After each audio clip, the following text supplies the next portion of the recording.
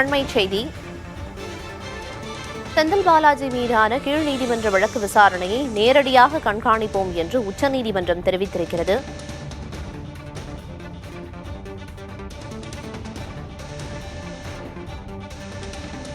விவரங்களை வழங்குவதற்காக செய்தியாளர் நிரஞ்சன் இணைப்பில் இருக்கிறார். நிரஞ்சன், உச்சநீதிமன்றம் வேறு என்னென்ன விஷயங்களை செந்தில் பாலாஜி வழக்கு தொடர்பாக சொல்லியிருக்காங்க? முழு விவரம். பிரியதர்ஷினி, உச்சநீதிமன்றத்தில் ஒய் பாலாஜி என்பவர் ஒரு மனுவை தாக்கல் செய்திருந்தார். அதில் செந்தில் பாலாஜி தொடர்புடைய வழக்கு விசாரணை முறைகேடாக அவர் பணம் பெற்று வேலைகளை பெற்று தந்தார் போன்ற பல்வேறு குற்றச்சாட்டுகளை முன்வைத்த வழக்குகளை தமிழ்நாடு அரசு வேண்டுமென்றே தாமதம் செய்கிறது. இந்த விவகாரத்தில் நடுநிலையான வழக்கறிஞர் ஒருவரை நியமித்து விசாரணை நடத்த வேண்டும் போன்ற பல்வேறு கோரிக்கைகளை அவர் முன்வைத்திருந்த நிலையில் இந்த வழக்கின் விசாரணை உச்சநீதிமன்றத்தில் அபயா எஸ் ஓகா தலைமையிலான அமர்வு முன்பாக விரிவாக விசாரணை நடத்தப்பட்டு வந்தது. இதில் தமிழ்நாடு அரசு சார்பில் வாஷிங்டன் தன்சேகர் என்பவர் இந்த வழக்கு விசாரணைக்காக, செந்தில் பாலாஜி தொடர்பான வழக்கு விசாரணைக்காக சிறப்பு வழக்கறிஞராக நியமிக்கப்பட்டிருப்பதாகவும் தகவல் தெரிவித்தது.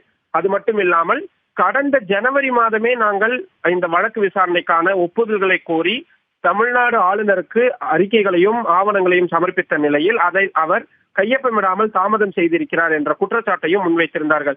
இந்நிலையில் இன்றைய தினம் உச்சநீதிமன்ற நீதிபதி அபயா எஸ் ஓகா தலைமையிலான அமர்வு பல்வேறு முக்கிய உத்தரவுகளை பிறப்பித்திருக்கிறது.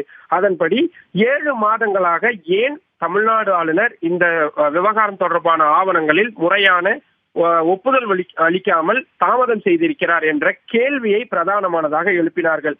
இரண்டாவது, தமிழ்நாடு அரசு சார்பாக நியமிக்கப்பட்டிருக்கக்கூடிய வாஷிங்டன் தன்சேகர் என்ற ஸ்பெஷல் பப்ளிக் ப்ராசிக்யூட்டர் அவரது கடமையை சரிவர உணர்ந்து பொறுப்புடன் நடந்து கொள்ள வேண்டும், நேச்சர் ஆஃப் ரெஸ்பான்சிபிலிட்டியை அவர் உணர்ந்து கொள்ள வேண்டும் என்று ஆங்கிலத்தில் இதனை நீதிபதிகள் தெளிவாக குறிப்பிட்டார்கள்.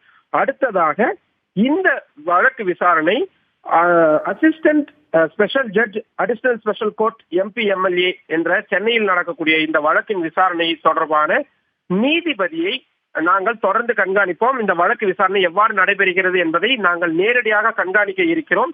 இது தொடர்பாக தற்பொழுதைய நிலவர அறிக்கையையும் அந்த நீதிபதி தங்களிடம் சமர்ப்பிக்க வேண்டும் என்று சொல்லி அக்டோபர் 30 வழக்கின் விசாரணையை நீதிபதிகள் ஒத்திவைத்திருக்கிறார்கள்.